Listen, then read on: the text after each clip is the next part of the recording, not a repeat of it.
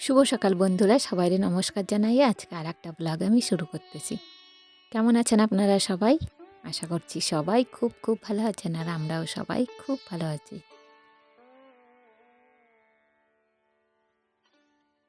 বন্ধুরা, আমি চিত্রা, আমার চ্যানেল চিত্রা ব্লগে আপনাদের সবাইকে জানাই স্বাগত।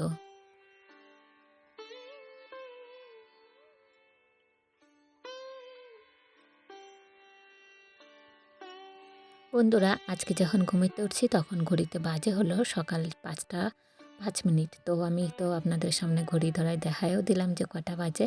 তো সেই সময় ঠিক উঠেই কিন্তু আমি ক্যামেরা করা শুরু করে দিছি। তারপরে বাইরের দিকে এসে তো এই যে উঠোনের আজকেও সেই একই অবস্থা। প্রথমে তো জামা কাপড়গুলো একটু জলে ভিজাই দিলাম, তারপরে তো এই যে উঠোন ঝাড় দিতে শুরু করে দিলাম।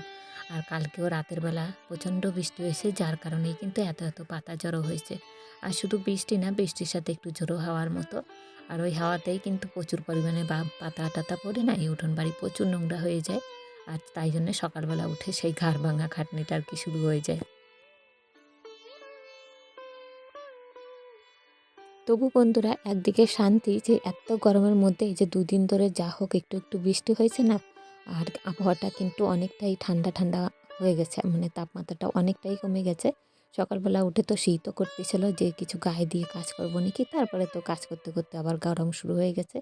মানে শরীরের তাপমাত্রা তো কাজ করতে গেলে বাড়িয়ে যায়। তো আমার মেয়েও না ঘুম থেকে উঠে বলতেছিল, মা শীত করতেছে, গায়ে কাঁটা দিচ্ছে। আসলেই সেরকম কিন্তু ওয়েদার হয়ে গেছে 2 দিন বৃষ্টি হয়ে। খুব কিন্তু হয় নাই, মাঝে মাঝে একটু গ্যাপ হয়েছে, তার মধ্যে হালকা বৃষ্টি। আর তাতে কিন্তু ওয়েদারটা অনেকটাই চেঞ্জ হয়ে গেছে। তারপরে ওই যে গতকালকে কয়েকটা ভিজা জামা কাপড় ছিল, সেগুলো শুকায় নাই, সেগুলো আবার ওই যে বাইরে মেলায় দিলাম উঠানে, যে একটু রোদে শুকায়নি। সকালের ওয়েদার দেখে তো মনে হচ্ছে ভালোই রোদটা বেরোবে, একটু আলো ভাব হয়ে গেছে, কিন্তু চারিদিকে বেশ মানে সূর্য উঠবে সেরকম ভাব হয়ে গেছে। আর মেঘলা থাকলে তো বোঝাই যেত যে মেঘ হবে, বৃষ্টি হবে, কিন্তু সকালবেলা সেরকম কিছুই হচ্ছে না। ওই বৃষ্টি হলে না একটু রাতের দিকেই হচ্ছে, যেরকম আবহাওয়াতে এই সময়টা কিন্তু এরকমই হয়।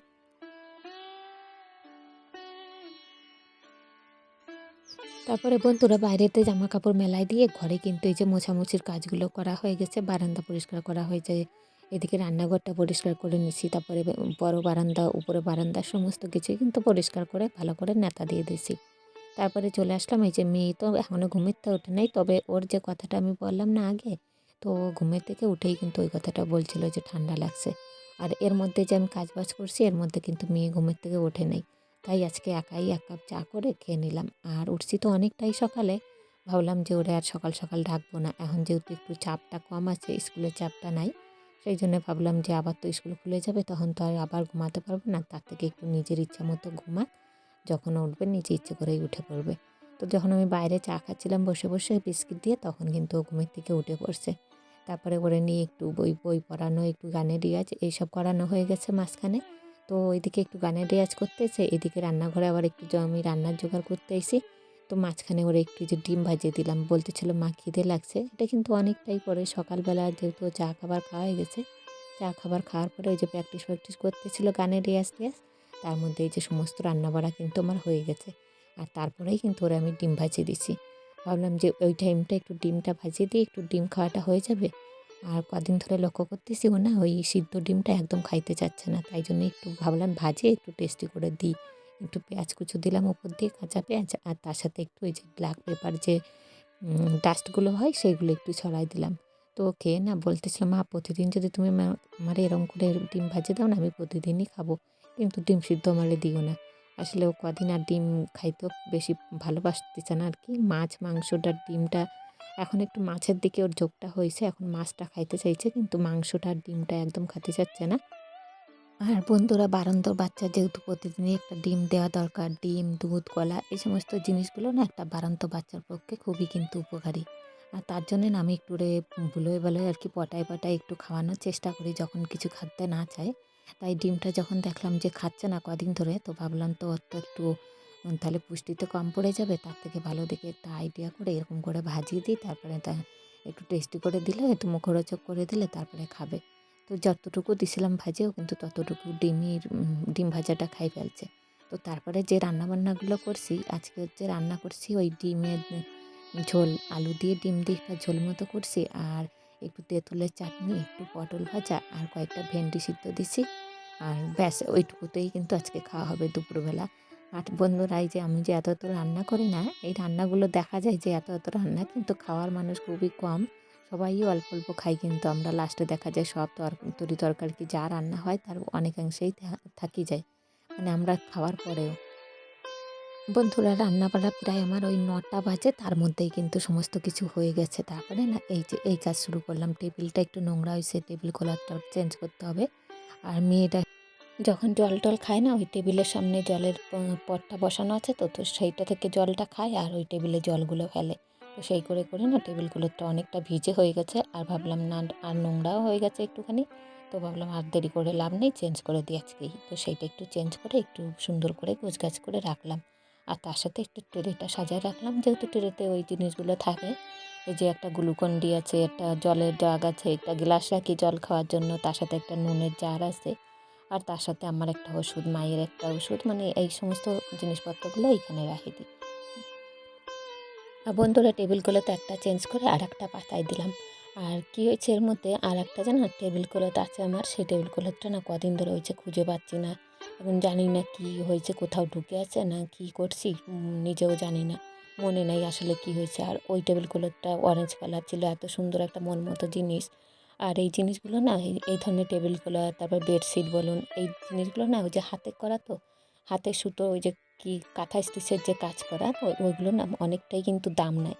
আর এইসব দামি জিনিস যদি একটা হারাই যায় তো কেমন লাগে বলুন তো। আসলে মনে হচ্ছে খামারে না একবার ধুয়ে টুয়ে মেলায় দিয়েছিলাম, মনে হচ্ছে খামার থেকে কেউ নিয়ে গেছে। তখন একটু ওই যে রোদের অভাব ছিল, ঘরে রোদ ছিল না বলে না বাইরে অনেক জামা কাপড়ের সাথে না ওইটাও মেলায় দিয়েছিলাম। আর এখন আর সেই খেয়ালটা পড়তেছে না যে ওটা কী করলাম, তুলে আনলাম ওইখান থেকে না ঘরেই কোথাও ঢুকে আছে, তো জানি না এখন।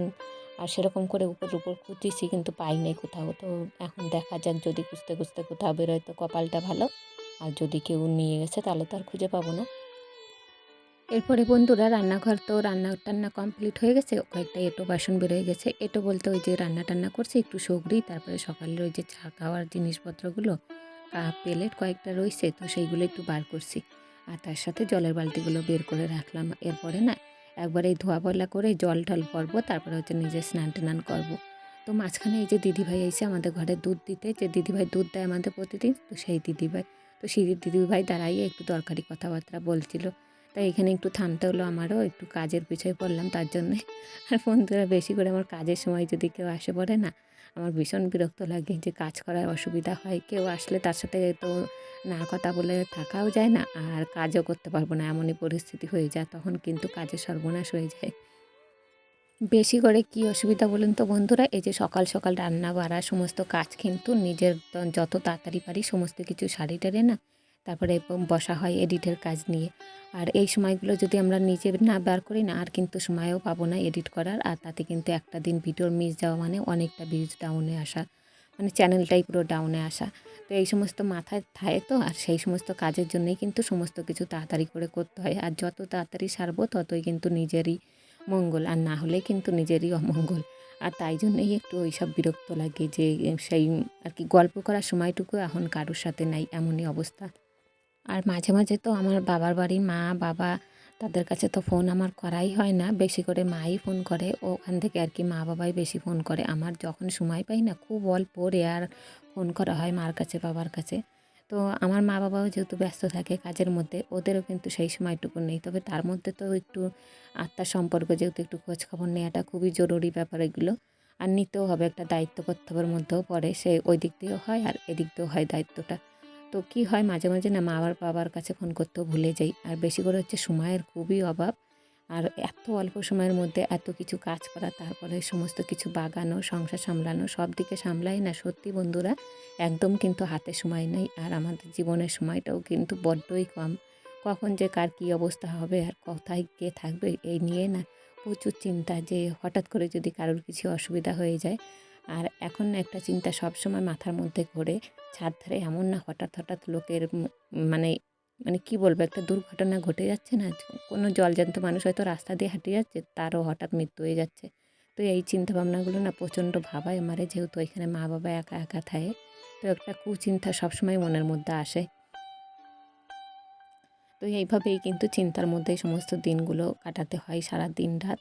নিজেরও সংসার, ওদিকে মা বাবা, এদিকে নিজের সন্তান, স্বামী, তো নানান দিকে একটা টেনশনের মধ্যে কিন্তু থাকতে হয়। আর বন্ধুরা, আমার হাজব্যান্ড মেয়ের পরে না একমাত্র সবথেকে প্রিয় মানুষের জায়গা হচ্ছে আমার মা বাবা। যদিও এখন বিয়ে হয়ে গেছে, এখন সেই জায়গাটা আমার হাজব্যান্ড আর মেয়ে নিয়ে নিয়েছে, কিন্তু তারপরেই কিন্তু আমার মা বাবার স্থানটা আসে। তাই সবসময় কিন্তু সেই ভয়টা মনের মধ্যে কাজ করে, কাউরে আমি হারাই না ফেলি। আর হারাই ফেললেই কী অবস্থা হবে, তো এই চিন্তা দুশ্চিন্তা না সবসময় মনের মধ্যে আসে। তো সবসময় ঠাকুরে ডাকি যেন সেই দুঃস্বপ্নটা, মানে সেই গুলো আমার চোখের সামনে না আসে, আমার যেন দেখতে না হয় সেই দিনগুলো।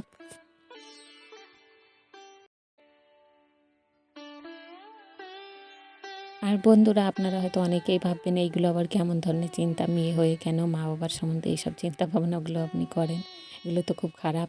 তো আমার কাছে না সবসময় আর কী বলবো, একটা ভীতি, ভয়, যে যা মানে হারানোর ভয়, কোনো মূল্যবান সম্পদ, যা আমার মা বাবা আর কি কোনো অমূল্য সম্পদের মতো আর কি, যার কোনো মূল্য নাই, তো সেরকমই। তো সেইখানে থাইকে বা সেই পরিস্থিতিতে আসে না, এখন খুবই আর কি একটা ভয়ের মধ্যে আর কি থাকি সবসময়, যে কী হবে কী হবে। বন্ধুরা, গল্প করতে করতে কিন্তু অনেক কাজই করে ফেলছি আমি। স্নান টান করা হয়ে গেছে, তারপরে এই যে পুজোও দেওয়া হয়ে গেছে। পুজো টুজো দিয়ে একটু বিছানাটা আবার চেঞ্জ করে বিছানা ঠিক করে গোছগাছ করে রাখলাম।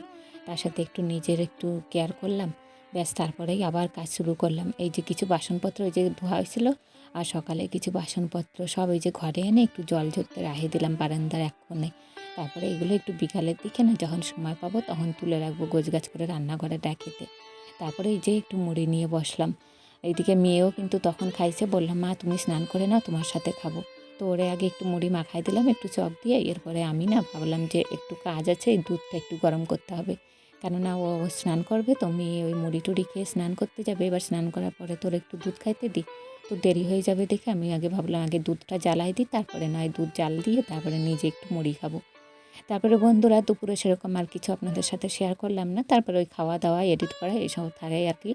তারপরে সোজা বিকেলবেলা একটু সন্ধ্যার দিকে মেয়েরে টিউশনিতে দিয়ে এসে আমি আসলাম হাজব্যান্ডের সাথে। আমাদের এখান থেকে না অনেকটাই দূর, প্রায় ওই 20 মিনিটের মতো রাস্তা, বাইকে করে আইছি। আর বাইকে আইছি বলেই আজকে একটু চুড়িদারটা পরে আইছি, না হলে কিন্তু কাছে পিঠে বাজার টাজার গেলে শাড়ি পরেই যাই সচরাচর। কিছু কসমেটিক্সের দরকার পড়ছে, তো সেইগুলো কেনাকাটা করতে এইখানে আইছি। আর বন্ধুরা, আজকে এইখানেই ভিডিওটা শেষ করব। আপনাদের কাছে কেমন লাগছে ভিডিওটা দেখতে আপনারা কেউ জানাতে বলবেন না। আর ভালো লাগলে একটা লাইক দিয়ে দেবেন। আবার দেখা হবে আগামীকাল। সবাইরে জানাই টাটা।